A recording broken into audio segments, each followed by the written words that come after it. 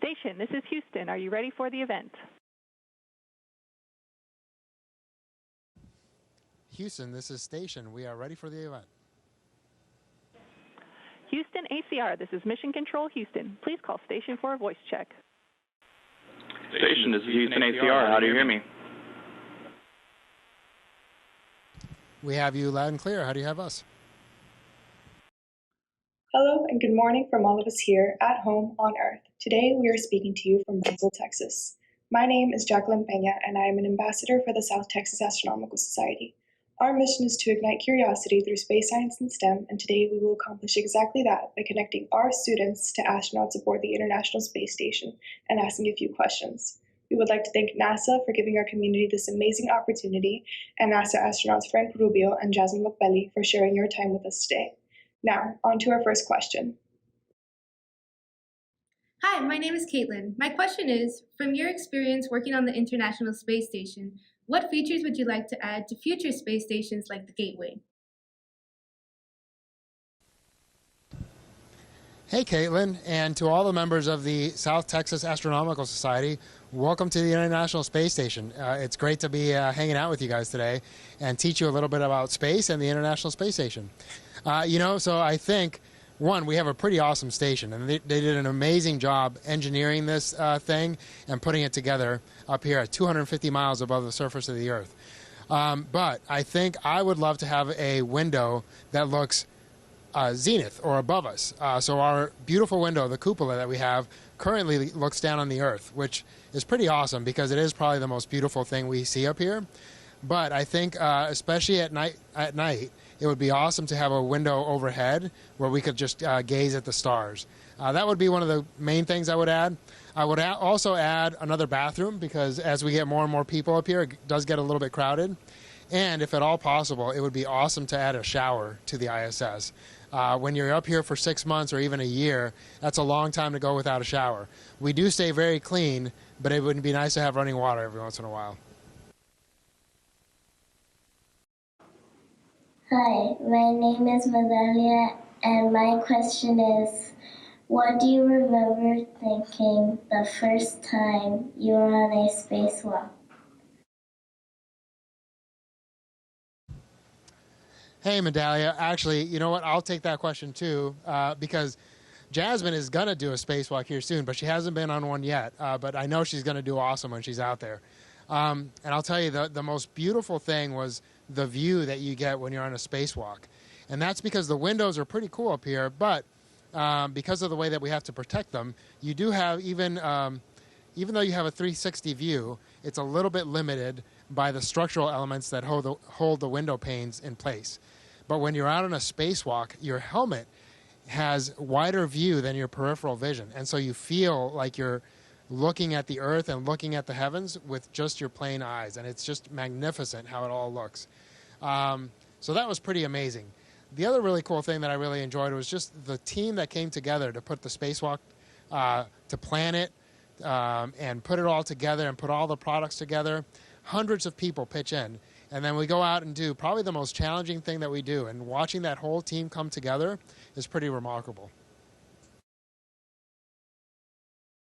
Hi, my name is Paula, and my question is, do you think that animals will ever be able to cohabitate alongside humans in space?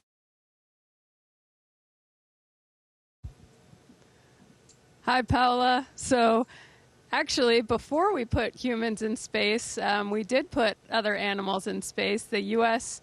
Flew some monkeys to space. Russia flew some dogs.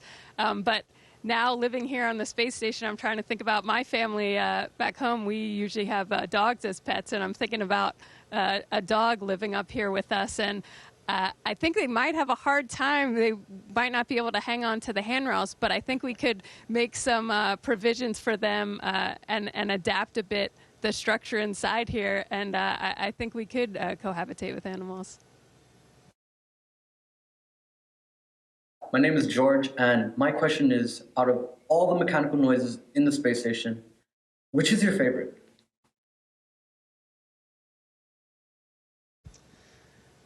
George, that's a good one. So I'd have to say something that's hopefully constantly a background noise up here is the ventilation running. So, if we don't have that going, then the air just stagnates and you get pockets of CO2 and things like that. And so it becomes a noise that you just become used to, and it's kind of like white noise, but it's very noticeable when that sound of the fans goes off, and it usually means something's not quite right. So I'd have to say that's my favorite sound.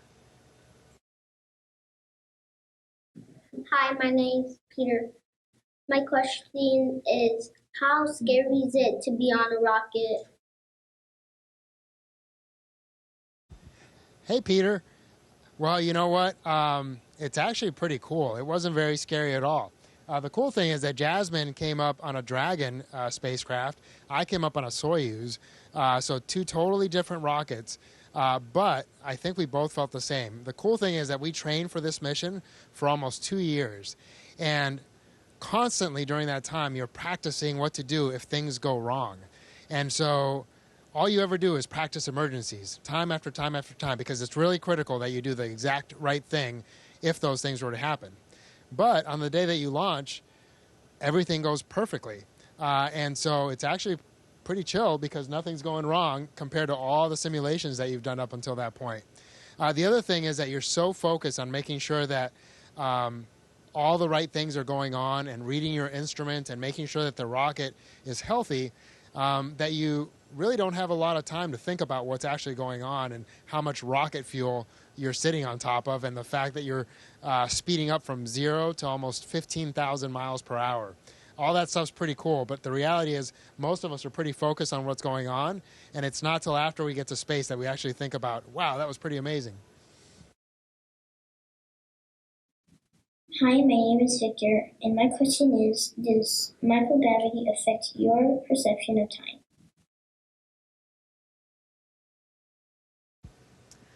Hi, Victor. So speaking of time, up here, the International Space Station goes around the Earth 16 times a day. It's traveling 17,500 miles per hour. So inside, when we're back home on Earth, we use light. The sun and the night kind of sets our circadian rhythm and tells our bodies when we should be waking up and when we should be going to sleep. Up here, we don't have that because we're going in and out of every 90 minutes. So up here, we actually kind of use the lights inside the International Space Station. We turn them on bright during the day and dim them or turn them off at night to kind of set our time inside our bodies. Hi, my name is Aldo, and my question is, how would you relate your experience in the Air Force to that of being an astronaut? Hey, Aldo. Well, both Jasmine and I are in the military, but neither of us are Air Force. Jasmine's a Marine. I'm in the Army. But all of the military forces provide astronauts to NASA, and they've done so since the beginning of the space program. The cool thing is that when we work for NASA, we really focus on the science and on the outreach for human space exploration. But I think the military does prepare you in some really good ways. One is the fact that you're part of a team, a really amazing team. And just like in the Army or the Marine Corps, here at NASA, we have amazing people around us that really make the mission happen. And so that's probably the most gratifying thing about it. But the other thing that I think is really important for most of us is that you're contributing to something that's bigger than yourself, and you really feel like you have a purpose, which for us here is to say, hey, we can send humans to space. We've been up here for 23 years, and soon we're going to be going back to the moon and eventually over to Mars. And we know that everything that we do here is contributing to that long-term mission. And so that's a pretty cool sense of satisfaction to know that we're contributing to something that's bigger than ourselves. Hi, my name is Jorge, and my question is, are there any specific songs or albums that hold a special meaning for you in relation to you and your astronaut career? Hi, Jorge. So it's funny, when I think back to my time in the military, each deployment is defined by the songs I listen to on it. And when I hear certain songs, it takes me back to those deployments. Up here, I've only been up here a week, so I don't have a whole album or anything specific, but actually I was working out the other day, and Frank's probably going to laugh at me for this one, but the song A Whole New World came on from Aladdin. I don't know if you're old enough to have seen Aladdin, but my name's Jasmine, like Princess Jasmine. So when I was in elementary school and Aladdin came out, people would always sing A Whole New World to me. And I thought the words were really fitting. One, in Aladdin, when that song is being sung, they're on a magic carpet flying around. And here in space, I love floating through the different modules, and I feel kind of like a superhero flying around. And then second, just the words, a whole new world. And from up here, looking back on Earth, it's totally changed my perspective, and it does feel like a whole new world. So I'd have to say that song was one that really stuck out to me when I was working out the other day, and I've listened to a few times since then. Hi, my name is Andrea, and my question is, what experiments are conducted on the International Space Station to learn more about living in space? Hey, Andrea. Well, I'm still singing A Whole New World in my head. No, like I said, one of the key things that we do up here as astronauts is see how humans respond to space. So a lot of the science focuses on us. We're doing simple things like, hey, how does eating a different type of diet affect your performance in space? We also do a lot of medical procedures like ultrasounds of our eyes and our different blood vessels, because we want to see how living up here in space for 6 to 12 months affects those systems. But then we also do some really cool things on things like combustion, right? So in space, without gravity, you also don't have the movement of essentially more dense and less dense particles as they heat up, right? And so convection that happens on Earth doesn't really happen here in space. And that's really important for things like fuel, right? And especially rocket fuel, because we want those things to work up here. So we study things like that, and we see how combustion happens. If you light a candle in space, it actually doesn't form that little tip because, again, there's no convection happening. And so it actually forms a little sphere. We don't get to light candles because it's a fire hazard, but we've seen videos of some of the science experiments that happen up here. So all those things will help us not just to live on the space station, but live eventually over in the moon and eventually in Mars, which will be pretty cool. Hi, my name is Lane, and my question is, how often do you do math on the International Space Station?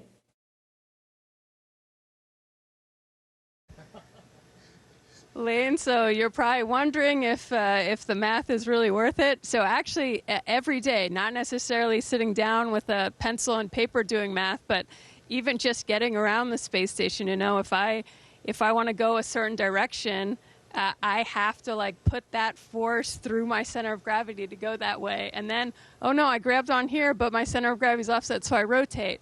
And so every single time we're just moving around the space station, we're using math and physics to figure out how I should, input a moment or a translational force. And the other day I had to move a big object through the space station. I had to think about not just my center of gravity, but now me with this object and that center of gravity. And so I think we're kind of constantly doing math up here, and sometimes for the different experiments we need to use those skills as well.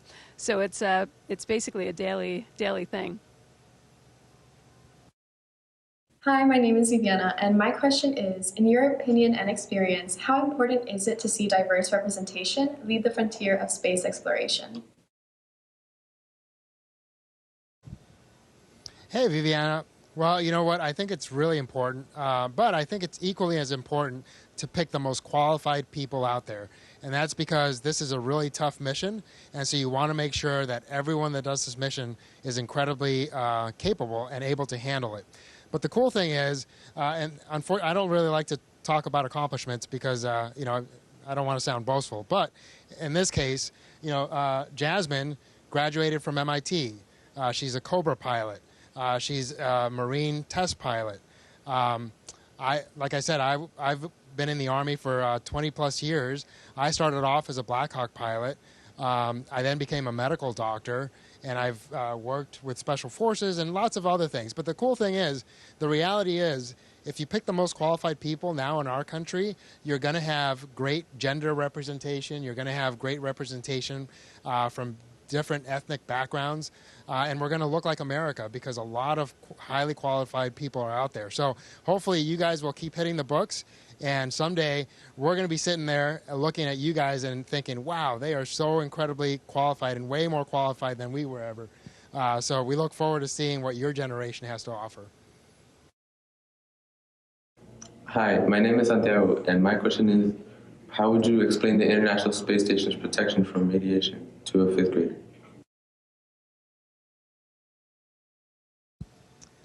Hi, Santiago. So in terms of on the International Space Station and our protection from radiation, there are lots of different types of radiation. And thankfully, we're in low Earth orbit, so we're still inside the Van Allen belt. So the Earth's magnetic field protects us from a lot of the radiation. We also have the structure of the space station around us.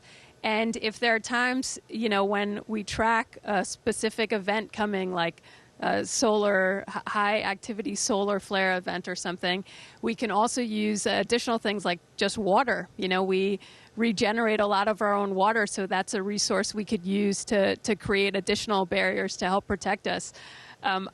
Obviously, once we start going further in the solar system and past the Van Allen belt, we'll have to consider more things to protect us from radiation, and that's why a lot of the missions that go up, for example, Artemis 1 had some mannequins on it, or models that were carrying sensors in the torso to detect a lot of the radiation so that we can be prepared for those missions as we go further. Hi, my name is Medalia, and my question is, what happens if someone gets sick on the space station? Hi, Mandalia. Yeah, Jasmine's tapping my shoulder because as a doctor, I'm currently acting as the chief medical officer, but there's not always a doctor on board. And so we all go through medical training, and including Jasmine. So if I were to get sick, she would be taking care of me. And so we all get a basic amount of medical training. But the best thing is that we all stay pretty healthy, and we all stay in pretty good shape. And so that helps us really not get sick up here. The other thing we do is we use quarantine, right, which now after COVID we're all familiar with. But we've been doing that since humans have been living in space. And that's because, so we basically spend 2 weeks before our launch isolated from other people. And that's because we don't want to bring any new viruses. We don't want to be sick when we fly up here. And generally, you're only exposed to 6 other humans while you're on the station. So there's just not a whole lot of viruses up here to get you sick.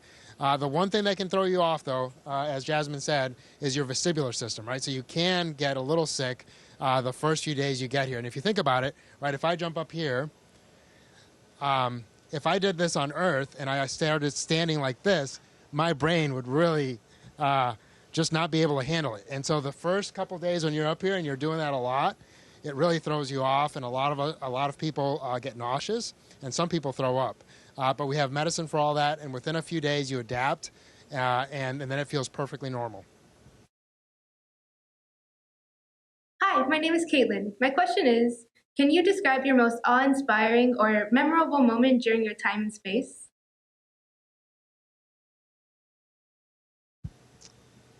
Sure, Caitlin, that's a great question. It's, this is my first week in space, so I have a lot of things are coming to mind, but I'll mention kind of 2.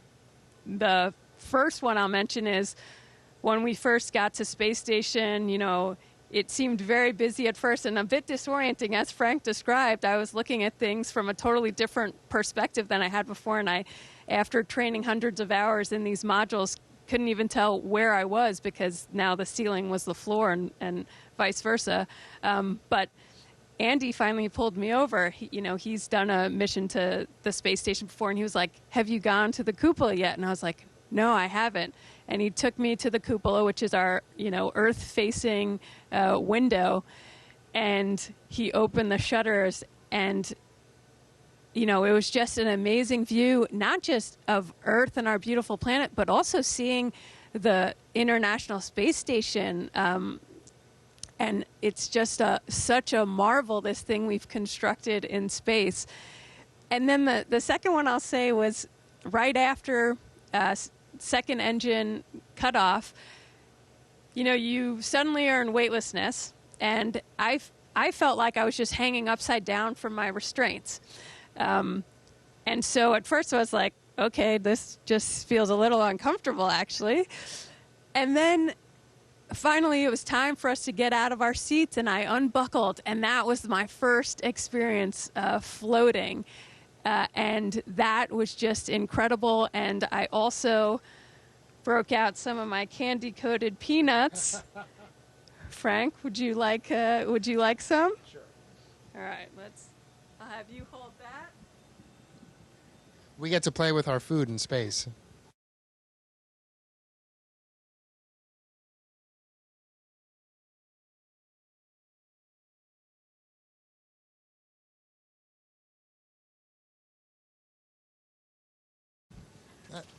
And almost every day we get to play with our food, which is kind of one of the cool things of being an astronaut. Howdy, my name's Colonel Mike Fossum.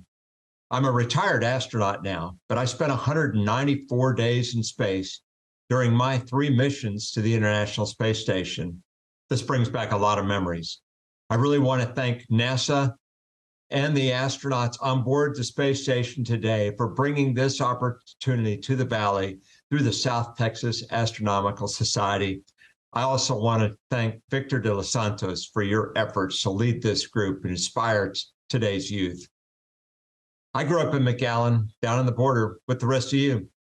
I dreamed about flying in space when I watched Apollo 11 put the first footprints on the moon. People laughed. People said I was crazy. Part of me gave up on even believing the dream was possible, but I never completely gave up. I had teachers and friends and family who believed in me and supported me to go to college and the opportunities beyond, continuing to lean forward until it finally came true. Pray that you will continue, you will believe in your dreams, and you will reach every day toward striving to achieve those dreams. If you believe it and you're willing to work hard enough for it every single day, you can do amazing things. Thanks again for a great day.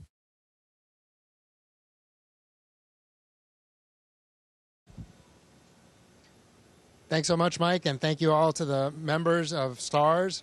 Keep studying and keep working towards your dreams. Take care. Station, this is Houston ACR. That concludes the event.